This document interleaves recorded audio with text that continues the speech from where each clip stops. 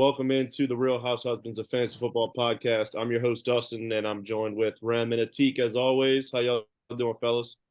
What up, what up? What's going on, gang? So week one is already in the books, man. Y'all, what are y'all thinking? Very sloppy. It just seemed like a lot of offenses were not, they were either very underperforming or, yeah. It did seem like that. I know I heard a stat 2 years ago, week one, we had 88 touchdowns. Then it went down last year to 74, I believe. And going into Monday Night Football, we only had 59 total touchdowns for the week. So let's see, they got what, two or three last night. So yeah, scoring has been was way down this week, and yeah, it was sloppy, but I don't care because football's back, baby, and the Saints got it done. Preseason matters. Preseason matters. That's all that tells me. Yeah, that's true. That's true. Joe Burrow literally got me 3.94 points in one of my leagues, and it's just like, really? That's a third overall pick right there in my dynasty league. Whew. That was rough. And it's sad to hear about Aaron Rodgers. I don't know if y'all saw or heard. Yeah, but that was confirmed Achilles tear. Really sad. I hope it doesn't end his career. Hopefully he comes back next year. He said he's coming back next year. Oh, did he? I mean, I think so. I saw it on the Pat McAfee show saying something like that. Oh, okay. It could be locker room talk because an injury like that at 40 years old, that's a long recovery road. Yeah, but I mean, he's still got to heal it anyway. It's not like he's just going to let it be torn and never go fix it. Healing Achilles opposed to rehabbing is two different things. You know, I look at case studies like Cam Akers when, you know, it takes most players 2 years to come back from Achilles. I know quarterbacks are a little different. I know age factors in there. I'm on the wait and see side. But my heart goes out to Aaron Rodgers and all the Aaron Rodgers owners. Also to J.K. Dobbins, same injury. Right. You're talking to one right here for both of those players. I lost J.K., which, you know, it is what it is. They were in two keeper leagues, so you get to keep one or two players, and then it's basically redraft after that. So he'll be, you know, I'll be dropping him. But Aaron Rodgers, man, I was down 3.5 points going into Monday Night Football, and I had Aaron Rodgers, and I lost, but it was a bummer. But anyway, all right. Week one recap. What's something that caught your eye, either in NFL or fantasy or both?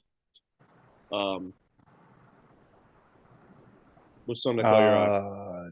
Josh Allen is not who Josh Allen is.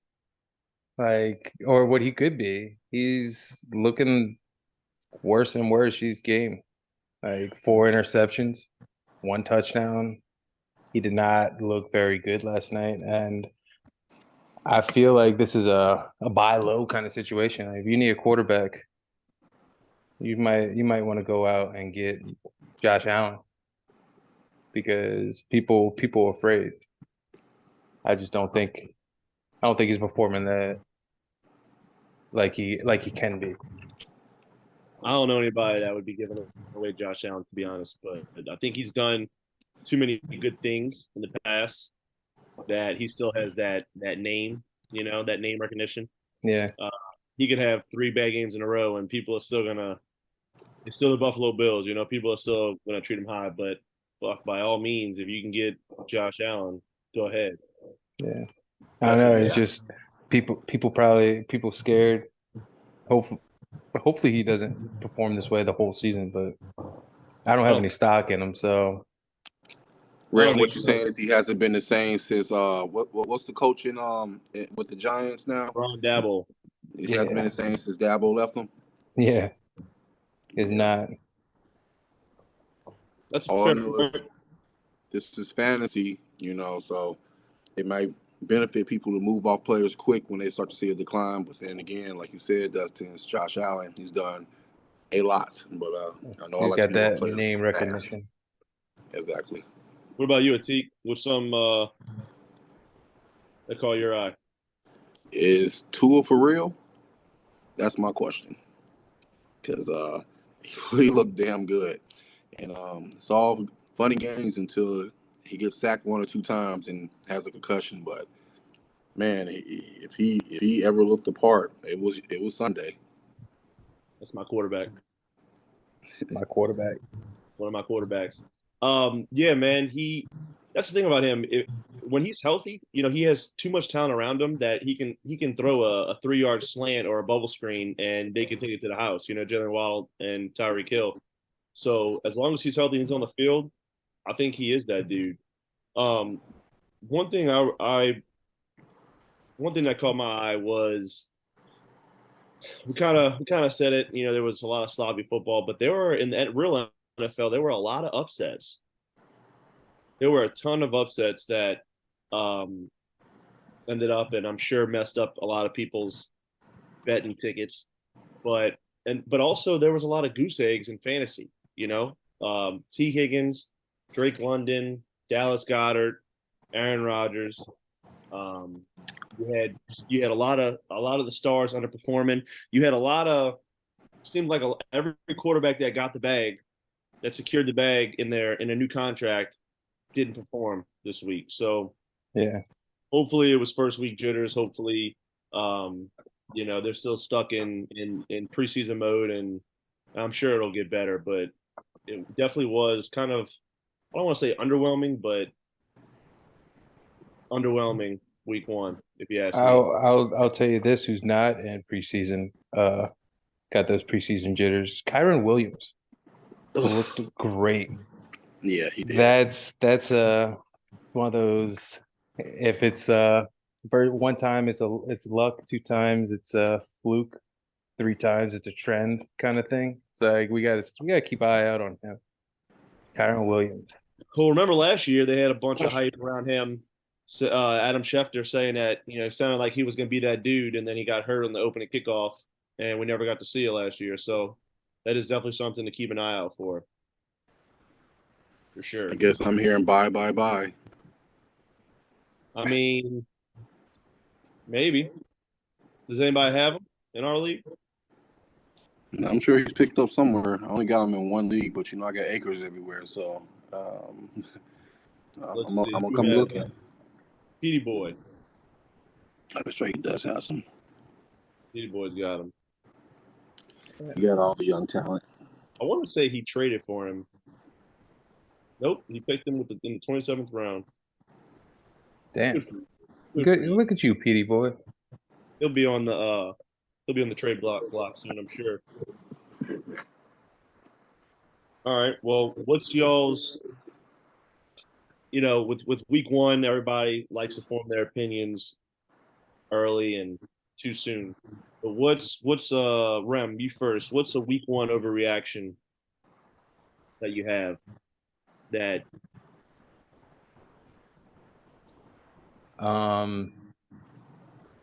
Saints going to the Super Bowl. No, not a realistic prediction. What's an over? No, I don't know. IJ Spears, is he going to take over for Derrick Henry? That's what I saw. He took more snaps than him. He didn't really outperform him, but is this the era of Tyjae Spears, and are we fading Derrick Henry? Is this the year that Derrick Henry is going to be faded out of the Titans offense?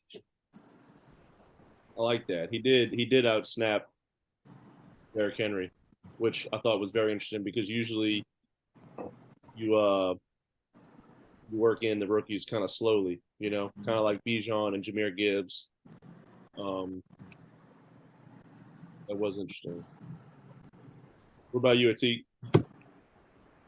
What we at predictions for week 1? No. Overreaction. What's your week 1 overreaction?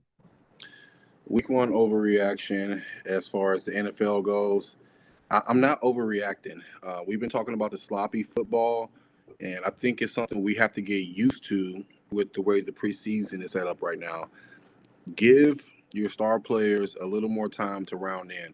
Hell, half the star players really wasn't practicing until maybe a week out. So, you have to give them a little more time and don't sell. I mean, I got Chase and all these other players everywhere, and I'm not selling. You can't panic. It's fantasy.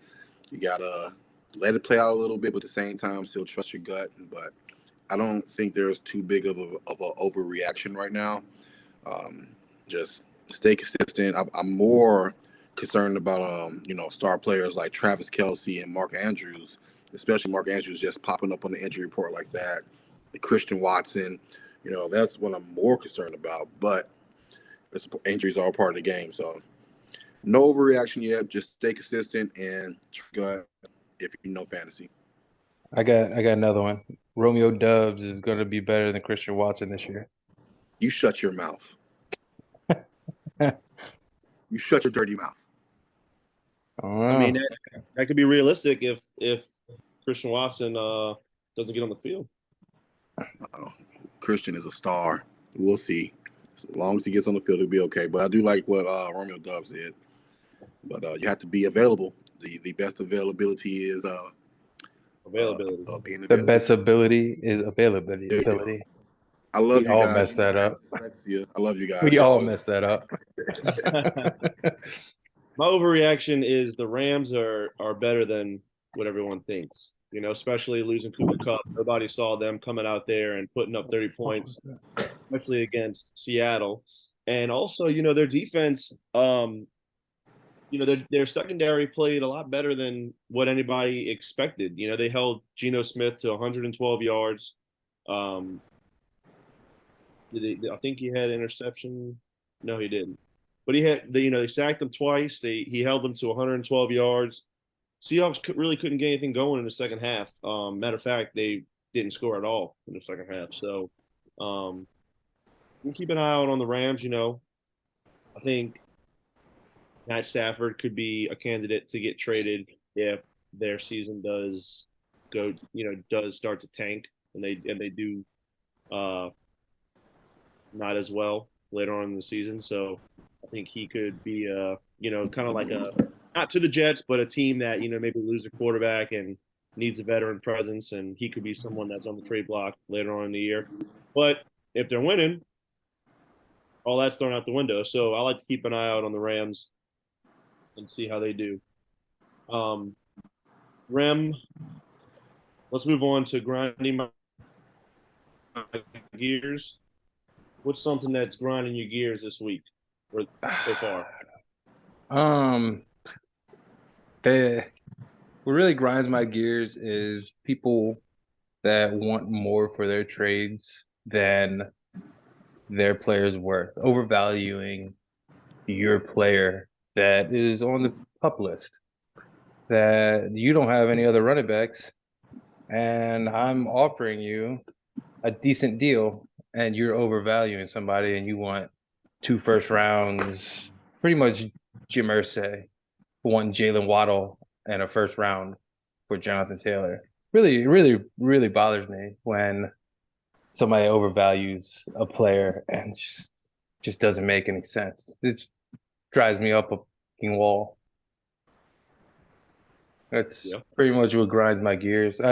Another one is my team. Let me do what I want with my team. Like, why are you peeking over the fence?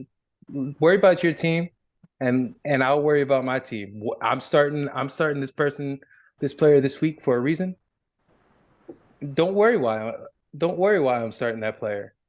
I think he's going to do better than the other player that I have on my bench. So that's what really grinds my gears. Like, chill out, keep to yourself. Don't worry about me. Sounds like you paid your money, and you can run your team the way you want to run it. Absolutely. That you should have told that to Lou Moon. I'm not in there. I'm just commissioned. I'm just commissioner. That was that was a nice little a piece of entertainment there. So hopefully the Chronic and Blue Moon can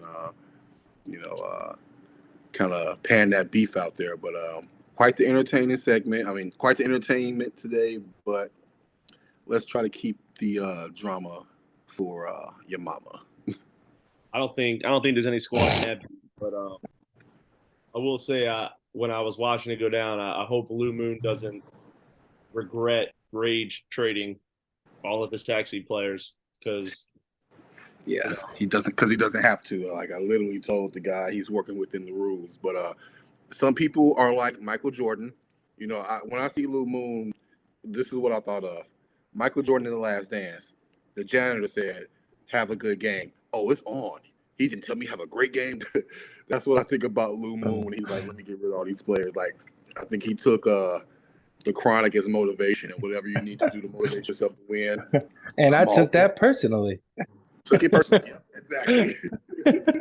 And a person like me, I understand that 100%. So I'm all for it. I love Justin and I love Lou. So it's all good to me. Nice. All right, well let's recap week one. Let's look at the top one or two games of the week here. Let's start with the matchups. Let's start with I swear I'm not addicted. I mean, I think we got to talk about Rhem's team or matchup against Double Drip. Team Pac-Man and Double Drip. It was decided by what, a point and a half? Yeah, I don't want to really talk about that. 1.6. Shit! He drip off. I ain't talking shit. Y'all were the two highest scoring teams in this week. I was the third, but anyway, man, what a heartbreaker. And he lost Aaron Rodgers too. Yeah. Both had zeros. You had a zero from Goddard. Yeah, what Jalen Hurts, what is wrong with you? Why didn't Jalen Hurts throw the ball to Dallas Goddard? Does he not like him anymore? I don't know. He only had one target. I know. If I started down Darren Waller, I didn't want to risk it. I was like, oh, Goddard's given. He's gonna have I thought he was gonna have a touchdown. I thought he was gonna have the first touchdown of the game. Yeah, I don't blame you. And yeah, that was some BS, man. Literally 240.18 to 238.52. That's a bad beat right there. Ugh. It sure is. And I guess it paid off for you drafting TJ Watt in the 7th goddamn round. 30 and a half points. Jesus. Yeah. Did I get him in the 7th round? I don't remember that. Sure did. I looked it up. 701.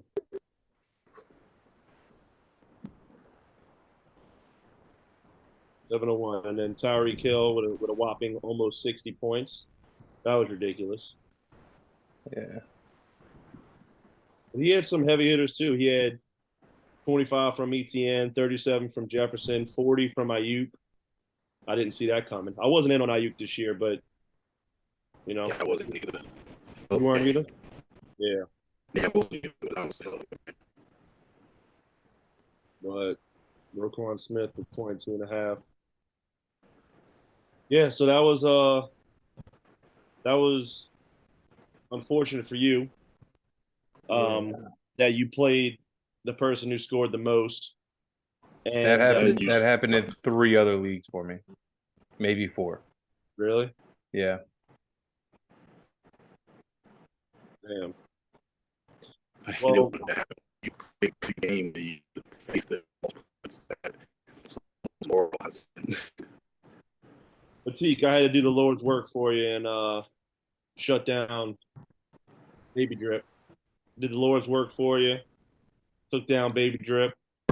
So maybe he'll stay quiet and chat.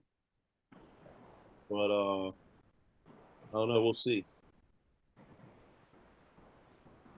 And let's jump to the Real House Husbands of Fantasy Football here, and check out the top 2 matchups here. Wow, CK Thompson put up a nice little 199, almost 200 points. He lost, but surprisingly, he put up almost 200 points when, if you remember correctly, he just punted the running back position and drafted every damn rookie. Yeah.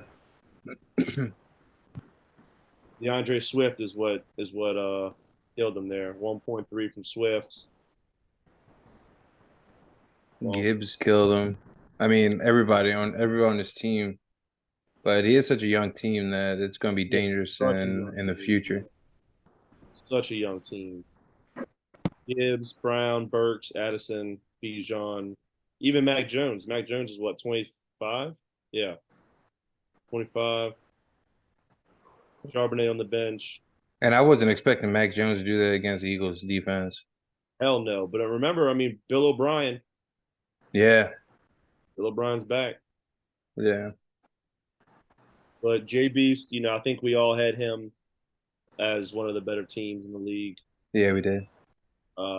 He took care of business, so hats off to him. Sir Huth-a-Lot scored the most points in this league. Yeah, he just whopped. He whopped Arvin Legends. Damn. 46 from McCaffrey, 32 from Ridley, 34 from Diggs. Damn, Stephon Diggs did that well. I didn't think he did that well. 21. Yeah, that's all Josh Allen could get it to. No, but which it's crazy because when teams have only one dominant wide receiver, it's twofold. One, it's like, why throw to anybody else? Like, Gabe Davis ain't it. I'm sorry. Dawson Knox is hit or miss. Dalton Kincaid, he did okay. He's a rookie. But, like, just fucking feed Stephon Diggs. And then on the flip side, why not? Why are you not double covering Stephon Diggs at all times? Like, he caught 10 balls, 10 out of 13 for 102 and a touchdown. Like, I don't understand. I mean, I don't remember exactly. I know he threw picks. I don't remember exactly if he was targeting him every single time. I know one of them was Gabe Davis. I do remember that. It was a late out route. But Dalton Kincaid had a couple. Dawson Knox had a couple. Yeah. So I mean, he liked to check. He's checking down James Cook a lot, which I was happy about because I got him in like 2 or 3 leagues. Yeah, I think James Cook is going to eat. That's for sure. All right. Well, what's your best bets for this week coming up? You got any bets? I have one that I placed before before I left New Orleans. It is for the Thursday night game. Let me look at it. It's a long shot bet, and it's not even my best bet. My long shot bet is Jordan Addison, anytime touchdown scorer. AJ Brown, anytime touchdown scorer. Kenneth Gainwell, anytime touchdown scorer. Kirk Cousins, over 262. Jalen Hurts, over 249. Devontae Smith, over 61 receiving yards. And AJ Brown, over 75 receiving yards. And then the other one that I like, if I can see it, hold on. I got to log back in. That's all a parlay? Yeah, that's one parlay. But I mean, you don't have to do all of those at once. You can break it up, but I had that all for one parlay.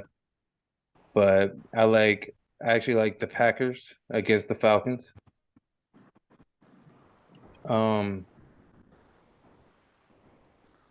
I like the Texans against the Colts. I know it's That's bold. I know bold. And then Like straight up, or you like the points? I like it. I think they're gonna win straight up, but the points are only it's only one. They're only giving up they're only +1. And then for this Thursday night, I like the points of the Vikings, especially if the Eagles played the way they played this past week. Um, I think it'll be uh one score game. Probably they probably win by 4 or 5. I think the Eagles will win, but I think Vikings will cover. Gotcha. Atique, And I know you normally what I'll do is I'll parlay all 4 of those teams and see if I can win some money. right. All right. Well, Atike's Wi-Fi is messing with him. He's out of town. He's putting in the work while he's away on a road trip for work. So I'll read out his best bet here. Him and I think CK Tomps collaborated and they sent a few in. They got Philly -7. They said it's a terrible matchup for Minnesota. They anticipate the O line will be overwhelmed all game against Philly's front. Plus, it's a short week and they're on the road and in prime time. So you know how Kirk Cousins is. Vikings offense will sputter in this one. Sad to say, and I think Philly will be able to do what they want offensively. Would typically like over 28.5 on Eagles points, but being a Thursday, this has me a little tepid to recommend. So that's that one. They have Green Bay -1.5. They were really impressed with all facets of Green Bay in week 1. Jordan Love was not perfect, but made the throws he needed to. Defense bent, but did not break for most of the game. Defense will key in on stopping Atlanta's rushing attack. Part of the reason Atlanta didn't need to throw was because they didn't need to stretch the field, but they will need to involve Pitts in London this week. I think Green Bay's defense will hold them in check and squeak out a win on the road. So, and if Christian Watson is on the field, fingers crossed, that'll help them out as well. And then the last one that they have is the Texans and Colts under 40.5.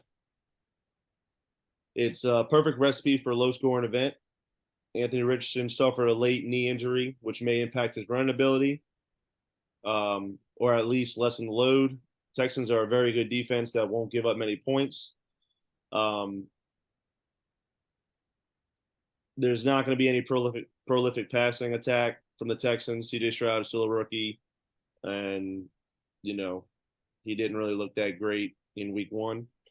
And it should be a quick game with a lot of running clock. So anticipate the kickers and punters to break a sweat on this one. And that is your best bets of the week. I know it's early, but we wanted to give you all some best bets. And last but not least, who are your waiver wire pickups? Well, you don't have to give us all of them because we're all in a league together. But who's a good 1 or 2 names to look out for this week? That might not that much. I know in my redraft leagues, I had J.K. Dobbins, so I'm going after a running back. I have Tyler Algier and Kyron Williams in my league that I'm going after, and if they're in your league, I think I'm gonna target them.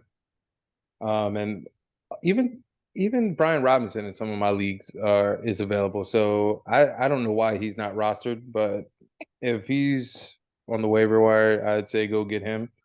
And then especially and then my wide receiver pickup for the week. I think is general consensus, just mostly because Cooper Cup's out, but Puka Nacua, nobody saw that coming. He had 120 yards. Did he have a touchdown? I don't remember. I believe so. Oh, he had 15 targets. I know that. I think he caught 10 of them. But as a rookie, yeah, that was impressive. Yeah. And then quarterbacks. I know Jared Goff is in a lot of a lot of leagues that is available. Baker Mayfield, to say he didn't look horrible, but Yeah, he didn't. You're right. Yeah. You pretty much said some of mine. In both redraft and dynasty, I would say Kendrick Bourne. He's not rostered in many leagues, but he had a pretty good week. He looked to be the number one and number two on that squad on New England. So let's see. Let me see his stat line real quick. He put up 6 for 64 and 2 touchdowns, and he was on the field for 91%. So of the snap. So Rashid Shaheed, he looked very involved. He's with the Saints. He was very involved. He had some shots down the field. He's also on the field for a kick return and punt return. So if you're in leagues that count possible touchdowns for special teams towards a player, he's a good one to go after. Kenneth Gainwell is from a running back. He'll be probably rostered in dynasty, but as far as redraft, he was the number one. Penny was a healthy scratch. Swift didn't do much. He got 1.3 points. Kenny Gainwell was the number one, and if that trend continues, you'll get yourself a starting running back for free, damn near.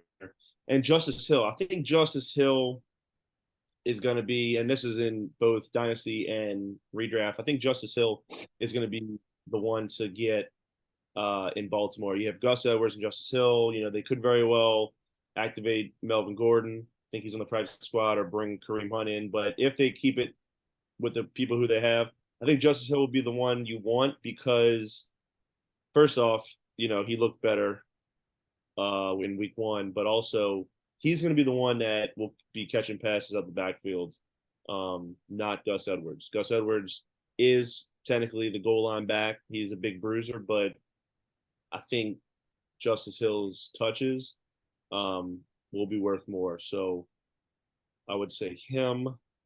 You said Kyron Williams. And I think that's all my waiver wire picks for this week. I mean, there's no in Dynasty, there's not going to be any quarterbacks available, but in redraft, Brock Purdy, if he's out there, he looked good. Mac Jones looked really good. Atique, I know Atique said, I think we pretty much covered all Atique's. He's having Jacoby Myers looked really good too. I don't know if he's available, but he did look really good. I think I think he's heavily rostered. Yeah. But he did look very good, and that was surprising. I'm curious to see if that sticks. Yeah. That's a good name to throw out. What matchups you got your eye on this week for I Swear I'm Not Addicted and the Real House Husbands? The ones that you're interested in. Okay. Let's see here. Let's go to I Swear I'm Not Addicted first.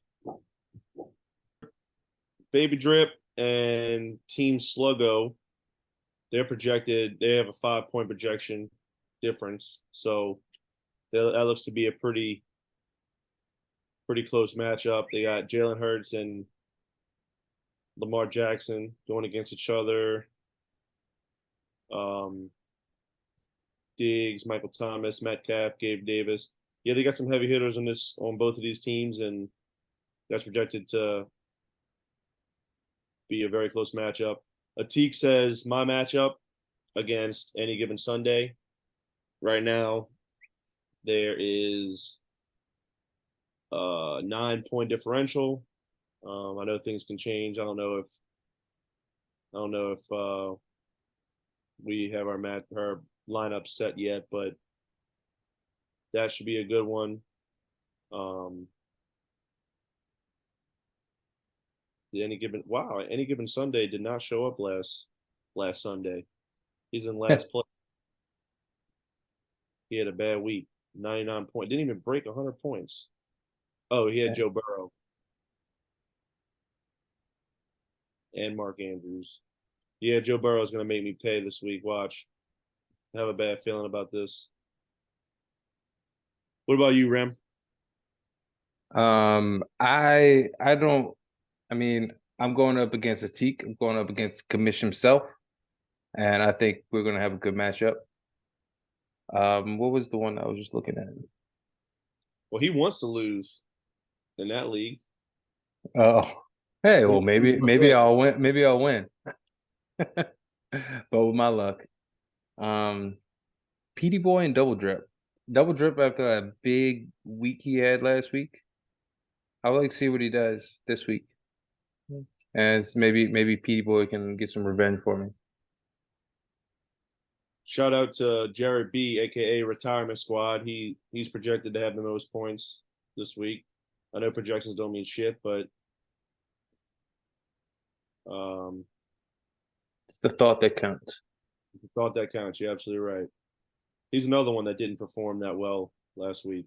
He put up 188, but did not get that win. So